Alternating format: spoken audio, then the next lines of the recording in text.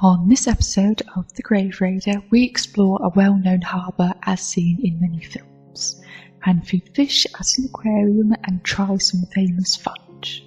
So without further ado, let's continue on, shall we? Why, hello there and welcome back. I thought we could visit the aquarium today. I've heard they let you hand feed the fish and I'm so very excited to try, as I hope you are too. The aquarium is inside that building up ahead, but before we step inside I wanted to show you the walk getting there. Now, this might not seem like much to some, just any old harbour, but with a keen eye it might feel familiar because, believe it or not, this very place we are walking right now has been used by many filming productions over the years. You might recognise it from films such as The French Lieutenant's Woman, Persuasion 1995 or Am Night. Of course, in the films it will look a pinch different since they are set in the Victorian era, so this is what it looks like behind the scenes in its daily life. Many boats lurking about, and on the occasion you might spot a seal or two sunbathing nearby. That's if you aren't too distracted by a seagull trying to nick your food. I shall speak with you again once we head inside the aquarium. In the meantime, let's enjoy our walk.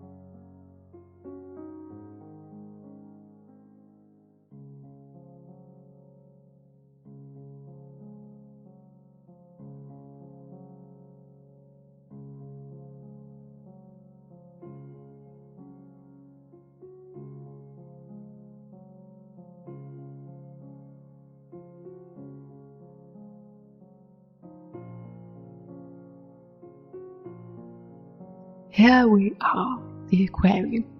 It is quite small, but that being said, the staff were lovely and having the opportunity to hand feed the fish made it a good stop.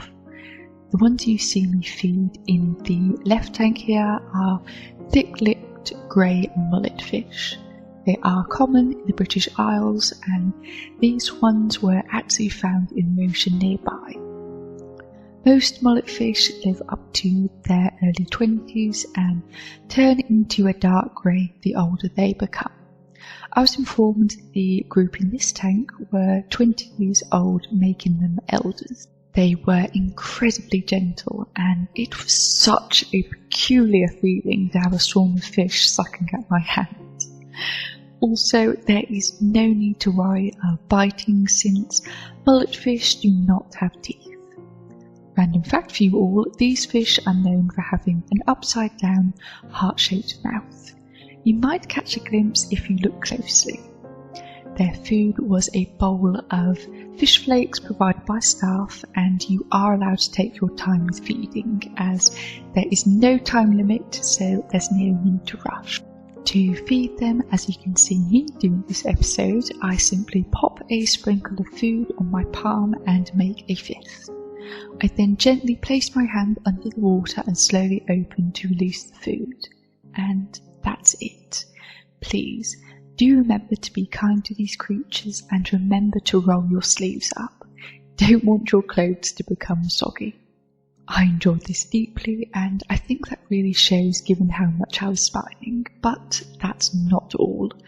While here, I was offered to hold a starfish, which I did not pass up.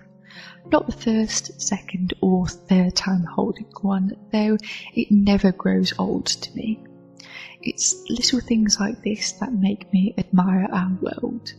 The fact a starfish, a creature with no brain, can regrow its limbs at will and detect light sources despite having no eyes. It's truly fascinating what wonderful creatures we have.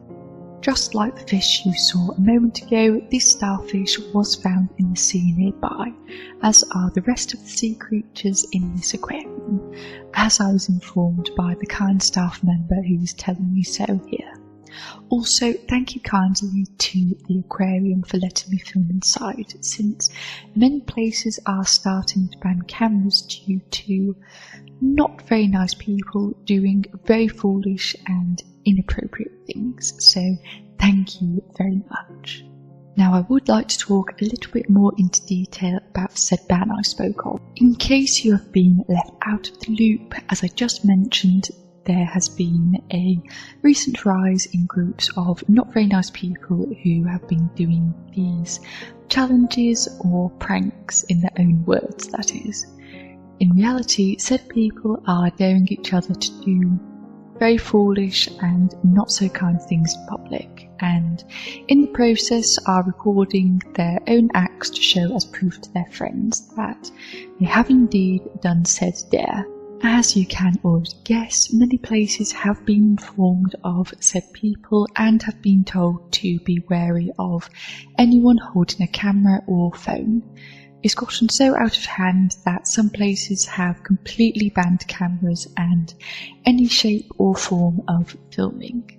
If you are caught filming or walk into the premises with a camera in hand, even if said camera is turned off, they will immediately throw you out and ban you on the spot, regardless of whether you are or are not aware of their filming policy. I completely get why these people would be kicked out and banned, but it's oh so bothersome that, due to these silly people, now they've been and ruined the fun for the rest of us.